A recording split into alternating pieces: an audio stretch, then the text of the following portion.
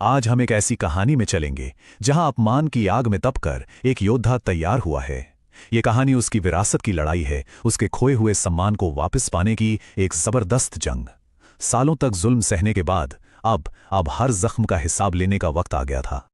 और बस इन्हीं शब्दों के साथ शाही दरबार में मानो एक भूचाल सा आ गया। ये वो एक चिंगारी थी जिसने सालों से दबी हुई साजिशों और गहरे राजों की आग को भड़का दिया। एक ऐसा पल जिसकी किसी ने कभी कल्पना भी नहीं की थी। तो हुआ ये कि आकाश, वो राजकुमार जिससे उसका पद छीनकर उसे एक मामूली नौकर बना दिया गया था, साम्राज्य की सबसे बड़ी मार्शल आर्ट्स प्रतियोगिता में खड़ा हो जाता है। और वो चुनौती किसे देता है? किसी और को नहीं, बल्कि राज्य के सबसे ताकतवर योद्धा, अपने ही सगे भाई को। जरा इन दोनों के बीच का फर्क देखिए।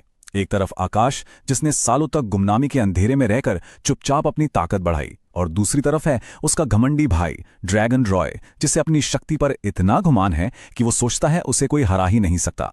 पहली नजर में तो यह मुकाबला पूरी तरह से एक तरफा लग रहा था, और बस उस एक चुनौती के बाद पूरा दरबार अपनी सांसें थाम कर देख रहा था।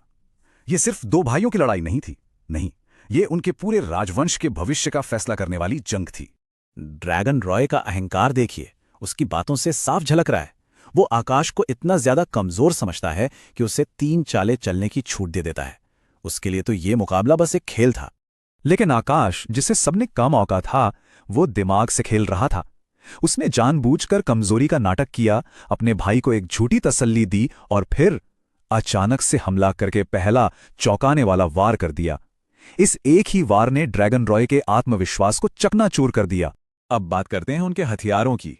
वो भी अपने मालिकों की तरह ही एक दूसरे से बिल्कुल अलग थे। आकाश के पास एक बिना नाम की बहुत भारी तलवार थी, जो देखने में बड़ी अजीब लगती थी। वहीं ड्रैगन रॉय के पास था ड्रैगन हेलबर्ड, एक जादुई हथियार जिसके अंदर एक दुष्ट ड्रैगन की आत्मा कैद। अब जब ड्रैगन रॉय को अपनी हार सामने नजर आने लगी, तो उसने अपना सबसे खतरनाक दांव खेला। उसने अपने हेलबर्ड में कैद उस दुष्ट ड्रैगन की आत्मा को आजाद कर दिया, एक ऐसी विनाशकारी शक्ति जो पूरे मैदान को तबाह कर सकती थी। पर आकाश तो इसके लिए पहले से ही तैयार था। उसने एक भूली बिसरी लेकिन बेहद शक्तिशाली तकनीक, तलवार नियंत्रण विधि का इस्तेमाल किया, और बस एक ही झटके में उसकी तलवार से निकली सुनहरी रोशनी ने उस विशालकाय ड्रैगन आत्मा को 2 हिस्सों में चीर कर रख दिया। देखिए, आकाश की लड़ाई सिर्फ ताकत की नहीं थी, वो बुद्धि का भी इस्तेमाल कर रहा था। उसने अपनी एक खास शक्ति, सत्य की आंख का इस्तेमाल किया, जिससे उसे ड्रैगन रॉय के सबसे ताकतवर हमले में छुपी एक जानलेवा कमजोरी साफ साफ दिखाई दे गई। और बस जैसे ही उसे वो कमजोरी दिखी, उसने मौका नहीं गंवाया। एक तेज और बिल्कुल सटीक वार के साथ आकाश ने ड्रैगन रॉय की बाईं पसली पर हमला किया, ठीक उसी जगह जहां उसकी तकनीक की सबसे बड़ी खामी थी। और इसी एक प्रहार के साथ युवराज हार गया। पर यह लड़ाई सिर्फ जीत के लिए नहीं थी। अरे, ये तो एक बहुत बड़ी साजिश से पर्दा उठाने का बस पहला कदम था। आकाश का असली मकसद तो कुछ और ही था।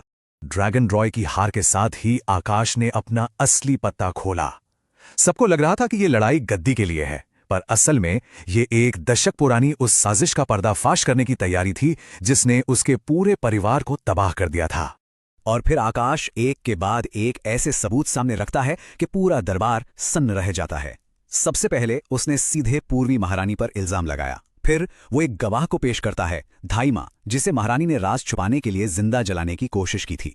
और आखिर में धाइमा अपनी बाह पर जादूगरनी का वो निशान दिखाती है जिसे मिटाया नहीं जा सकता, जो काले जादू का पक्का सबूत था।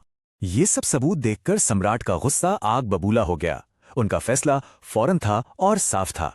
उन्होंने हुक्म दिया कि पूर्वी महारानी को हमेशा हमेशा के लिए कैद कर लिया जाए। महारानी को सजा मिलते ही मानो आकाश के कंधों से सालों का बोझ उतर गया। पर अभी एक काम बाकी था, अपनी मां के नाम पर लगे दाग को मिटाना और उन्हें इंसाफ दिलाना।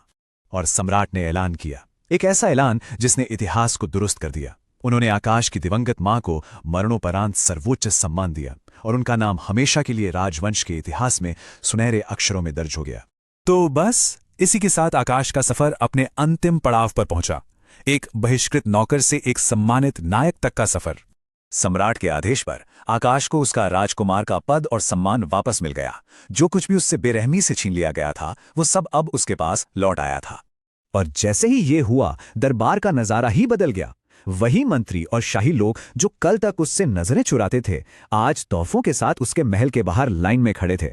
सत्ता का खेल ही कुछ ऐसा है। तो ये कहानी सिर्फ एक राजकुमार के बदले की नहीं है, ये हमें ये भी दिखाती है कि कैसे पावर के बदलते ही लोगों के रिश्ते और उनकी वफादारी भी बदल जाती है। तो सवाल ये उठता है कि असली निष्ठा आखिर है क्या? ये एक सोचने वाली बात है ना?